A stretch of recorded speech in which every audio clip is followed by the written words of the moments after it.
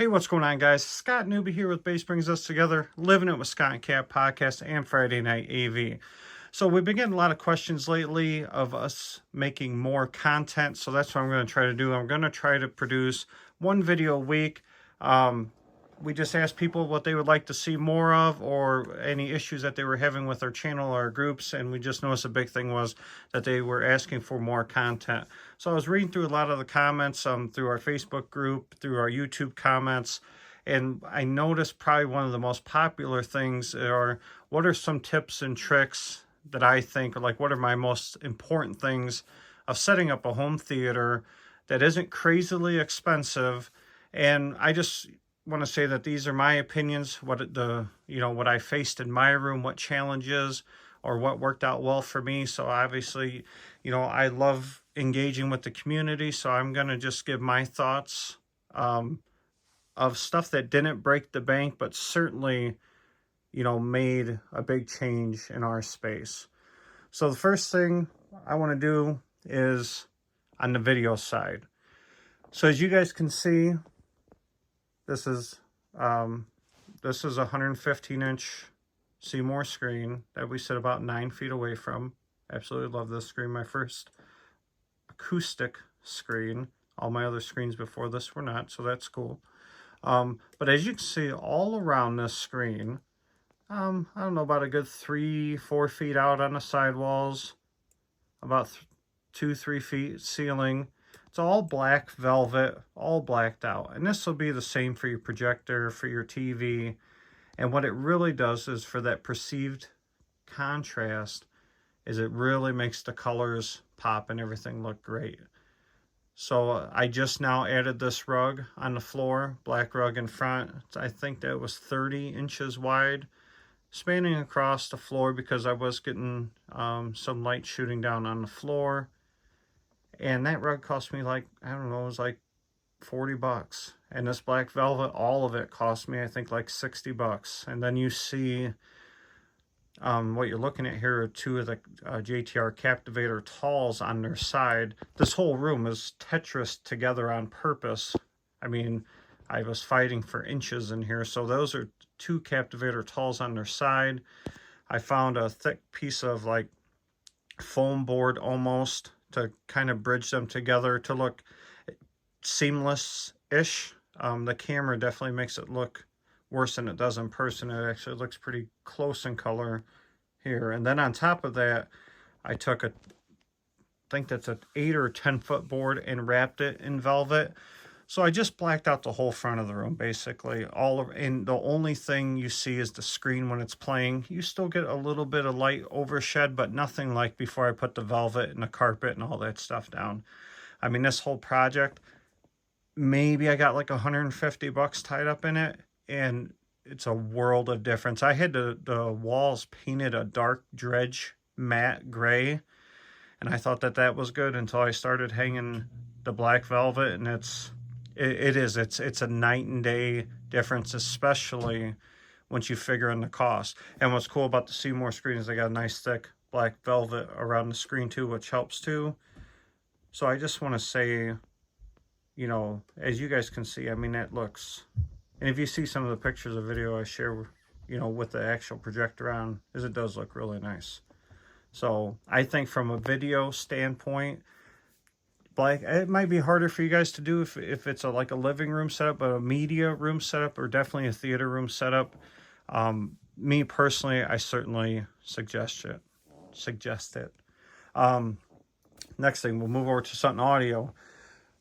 What I noticed a lot, or if I have time and I'm chatting with people and they're asking just for my suggestions and they shoot me like a picture of like the room layout or video layout, is we all don't have ideal rooms, that's for sure. Like this room that I built in the basement, we kind of just halved it. I took half as a theater, half as a playroom for Callie, and I did the best I could with dimensions I had, even though we built the walls, still had stuff to work around. But you always try to get your speakers in the proper placement. So before I had the acoustic screen, I had the center right below it, which worked great for me and works great for a lot of other people too, but still keeping it in the middle of the screen, slightly tilted up, towards the seats. Now it's behind the screen where ultimately we all wanted them to go, so I'm happy I was able to do that. But the left speaker and the right speaker flank this screen because that's just the way that the angles and everything work out good here. And then even with the sides, and I get this question a lot on the sides. Sorry for moving the camera so much. I'll move over to the side surround.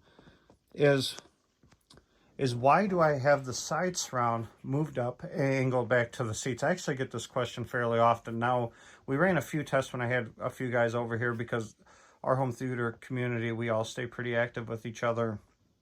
And if I put it directly to the side, it fires into the first guy's head, and then the next couple guys don't get that good of a sound effect. Now, in an ideal situation, if I had tall ceilings, I could mount that speaker up higher and then tilt it down. But unfortunately, with being just under 8 foot tall, and I don't want to close that gap between the side surround and the Atmos speaker, I'm trying to leave some space there to create that bubble. As I moved it up about, I don't know, about a good 12 inches of where it should be, and then slightly tilted it back. So now everybody gets a nice surround effect. So that was a compromise. We're all making compromises, unless you're fortunate enough, and certainly more power to you, I'm jealous, if you can build a whole room from scratch. Placing the speakers as close as you possibly can to where they're supposed to go is certainly going to be, you know, make your experience much better. I see a lot of people that ask me questions. Some people don't care, some people do, but they ask me and I just see the surround channels, I mean, like way off in the distance or pointed in the wrong direction, or, you know, in a spot in their room that they have a lot better placement options.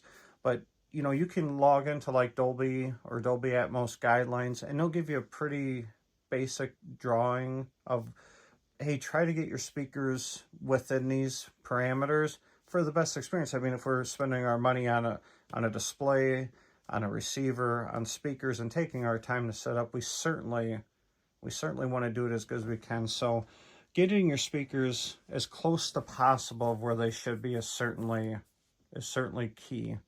Once again, that doesn't cost anything. Your time, some experimenting.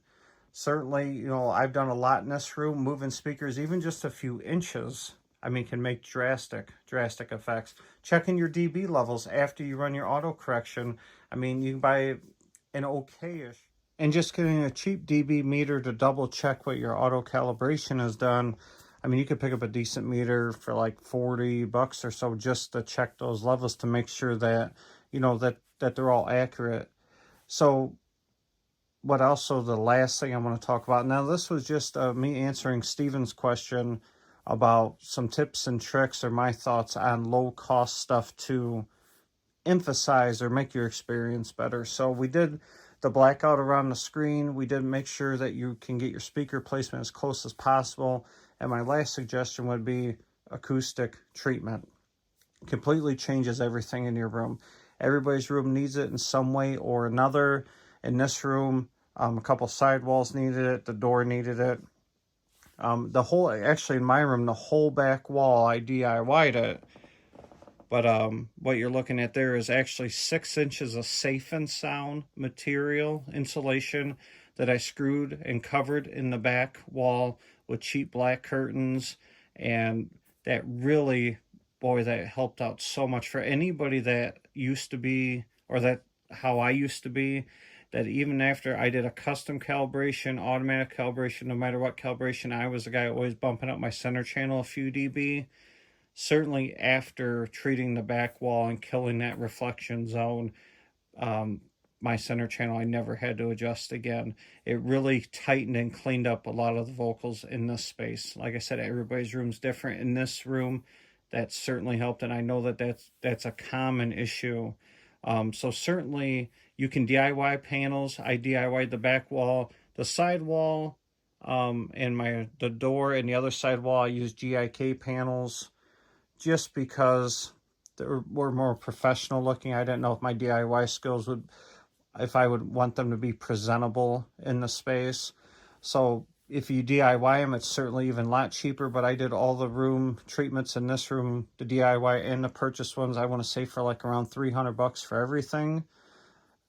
So, I mean, darkening around the screen, doing the speaker placements in the correct positions, and room acoustics.